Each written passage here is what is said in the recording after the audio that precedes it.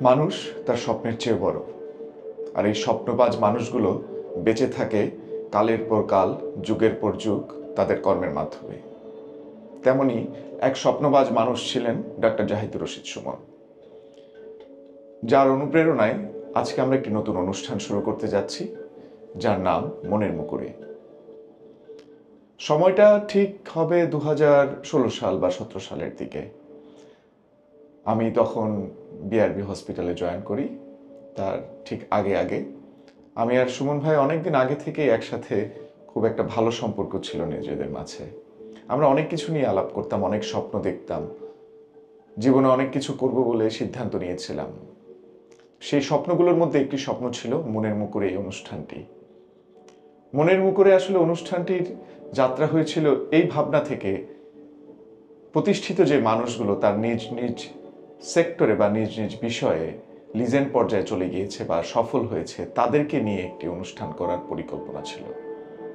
তাদের জীবনের চলার পথে বন্ধুর পথগুলো তারা কিভাবে অতিক্রম করেছে, কিভাবে তারা আজকে এই পজিশনে এসেছে, তাদের যে স্ট্রাগলিং যে লাইফটা আছে সেই সম্পর্কে জানা, এবং সেই স্ট্রাগলগুলো কিভাবে অতিক্রম করে স্টাবলিশ হওয়া যায়, কিভাবে নিজেকে একজন সফল মানুষ হিসেবে গড়ে তোলা যায়, সেই বিষয়গুলোই মূলত ক্যামেরার সামনে নিয়ে আসা, সবার উদ্দেশ্যে আপনাদের সামনে উপস্থাপন করার প্রেরণা থেকেই বা এই চাওয়া থেকেই মনের মুকুরে অনুষ্ঠানটির স্বপ্ন আমরা দেখেছিলাম, যাতে করে যারা বর্তমানে এন্টারপ্রেনার হতে চায় কিংবা প্রতিষ্ঠিত হতে চায়, তারা যেন এই অনুষ্ঠান দেখে অনুপ্রাণিত হতে পারে, তারা যেন শিখতে পারে কিভাবে জীবনের কঠিন সময়গুলোকে আমরা অতিক্রম করতে পারি খুব সহজভাবেই।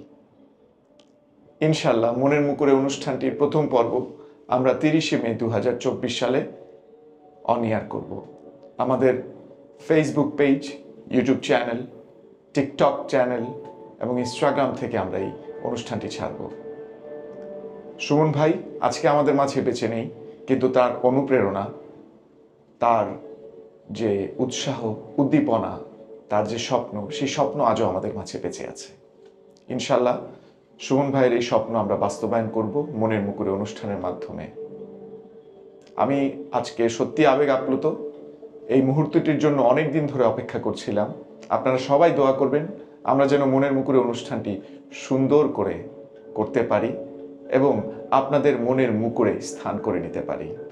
সবাই সুস্থ থাকবেন, ভালো থাকবেন এবং সুমন ভাইয়ের বিদেহী আত্মার মাগফিরাত কামনা করবেন। আল্লাহ তাআলা ওনাকে বেহেশত নসিব করুন এবং আমাদের মনের মুকুরে অনুষ্ঠানটি সফলভাবে যেন আমরা করতে পারি, আল্লাহ তাআলা আমাদের সেই তৌফিক দান করুন। আল্লাহ হাফেজ। আসসালামু আলাইকুম ওয়া রাহমাতুল্লাহি ওয়া বারাকাতুহু।